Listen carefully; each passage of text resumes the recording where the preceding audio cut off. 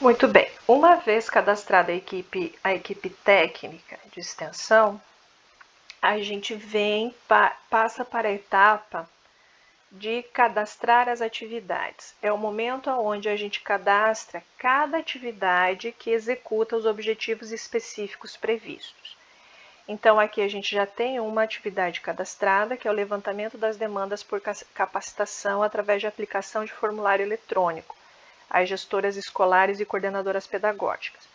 E aí, quando a gente faz o cadastro dessa atividade, a gente obrigatoriamente tem que estabelecer o período de realização dessa atividade, um intervalo de tempo, né, para execução, a carga horária parcial dessa atividade. Lembrando que essa carga horária parcial se refere à carga horária, àquela carga horária da equipe, que entra no cômputo, que vai totalizar ao final de 2 semestres 160 horas, caso o estudante, por exemplo, ou os colaboradores, eles fiquem o ciclo todo no mesmo projeto, certo? Mas também ele pode alcançar cargas horárias parciais, seja no total do projeto, ou seja, parcial no seguinte sentido, que participou de apenas um semestre, então contabilizou 75 horas, a carga horária de 75 horas, desculpa. Então, aqui, essa carga horária, ao final, todas as atividades que a gente incluir aqui, a gente vai ter um somatório final. Então, a gente precisa prestar atenção para que esse somatório ele seja coerente com a carga horária que a gente está prevendo para o projeto. Não dá para ter 400 horas de atividade numa carga horária de 200, né? Considerando que essas 160 horas está considerando atividades síncronas e assíncronas, né? No nosso caso, atualmente, só assíncronas. Não, desculpa, só remotas. Vai ser atividades remotas, síncronas e assíncronas, né? Então, atividades de preparação e atividades online, né, de interação. Mas, em outros momentos, tivemos essa carga horária de execução online também, síncrono e assíncrono, mas tínhamos as atividades presenciais também, tanto de estudos quanto de acompanhamento. Então, eu vou exemplificar aqui uma atividade. Então, na descrição da atividade, eu venho aqui e insiro o detalhamento da atividade, né? Então, aqui se refere à sistematização das informações levantadas naqueles questionários. Então, a carga horária aqui vai ser novamente 20 horas. O período de execução ele tem que ser sempre posterior ao da submissão da proposta, considerando que ela está sendo proposta no dia 25. Então, a gente vai considerar um intervalo de tempo posterior, certo? Como são atividades que já estão em andamento, né, a gente já pode adicionar um período de tempo de execução menor, né? E aí, na sequência, como vocês puderam acompanhar, a gente vem e vincula os responsáveis por executar essa atividade, né? Então, nesse caso, são os estudantes, os estudantes em atividade curricular obrigatória, juntamente com a coordenadora do projeto, certo? Então, veja, quando a gente tenta inserir novamente um estudante que já está inserido, o sistema avisa, né? Então, às vezes isso acontece da gente clicar 2 vezes no mesmo membro de equipe, certo? Então, aí assim, a gente escolhe todas as pessoas que estão envolvidas nessa atividade. Uma vez que inseriu todos os membros, né? Eu não botei a carga horária. Uma vez que inseriu todos os membros aqui envolvidos na atividade, a gente adiciona a atividade, né? E aí ela vai ficar listada aqui. ok?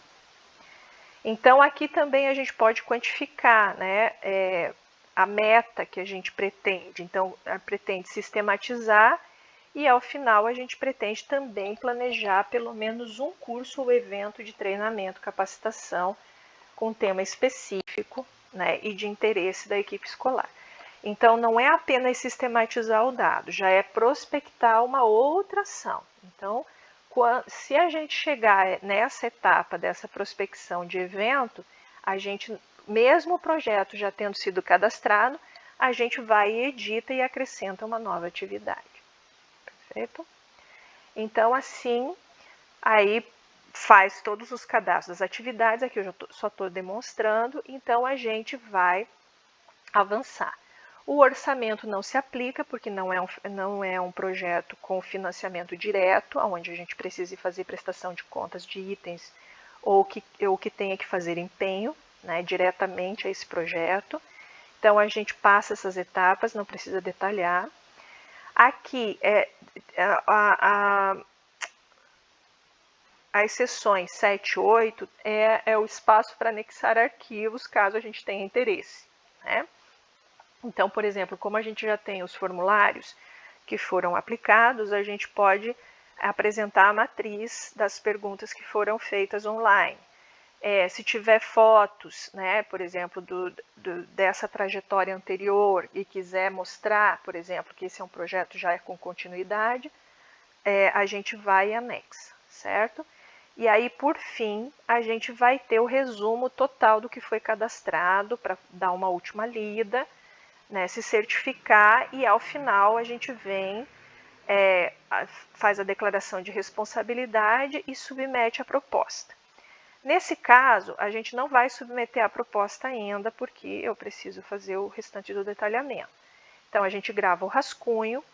Quando a gente vem em extensão, ações de extensão, gerenciar ações, listar minhas ações, o projeto fica disponível aqui, apontando que está em cadastro, o cadastro está em andamento.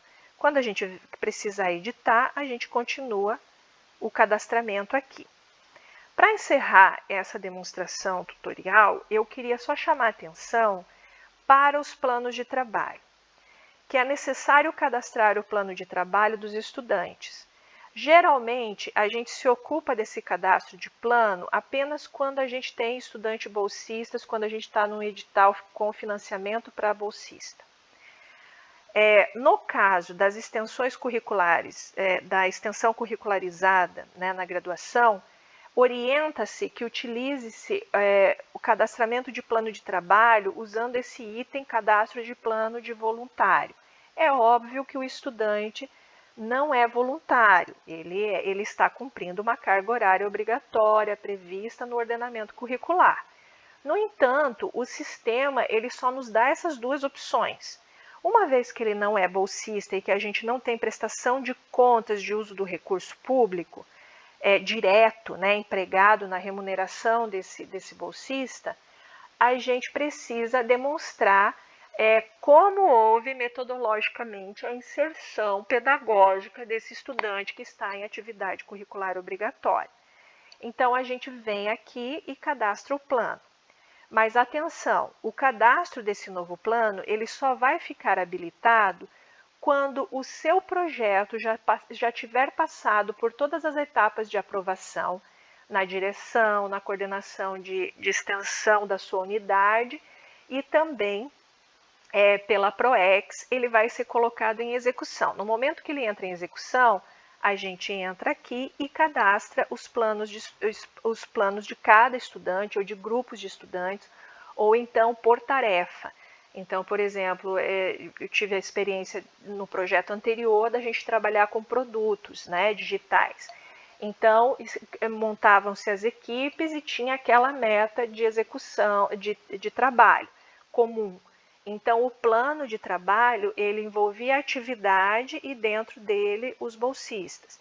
Então, às vezes a gente consegue, num outro momento eu vou fazer a exemplificação disso. Assim que o projeto entrar em execução, que passar essas etapas, eu volto e complemento esse tutorial com essa informação do plano de trabalho. Mas já fica aqui sinalizada a necessidade da gente utilizar esse campo aqui, inclusive para que no sistema fique visível o número de alunos que a gente está orientando, porque isso tem a ver com a nossa carga horária de trabalho. Então, e também tem a ver com o cálculo lá, a fórmula de cálculo para a alocação de recursos, uma vez que o recurso da extensão ainda está vinculado ao orçamento geral da universidade. Nós ainda não temos uma rubrica específica. Então, para isso, a gente precisa quantificar o impacto, a inserção discente, a inserção em campo, a nossa capilaridade, o envolvimento de mais colegas em atividade de extensão, porque tudo isso faz com que o orçamento que a unidade receba aumente, e só vai aumentar à medida que esses indicadores aparecerem via sistema. Ok? Então, era isso. Agradeço, convido a todos a apresentarem suas propostas. Não esqueçam de comentar se esse tutorial foi útil, de nos dar sugestões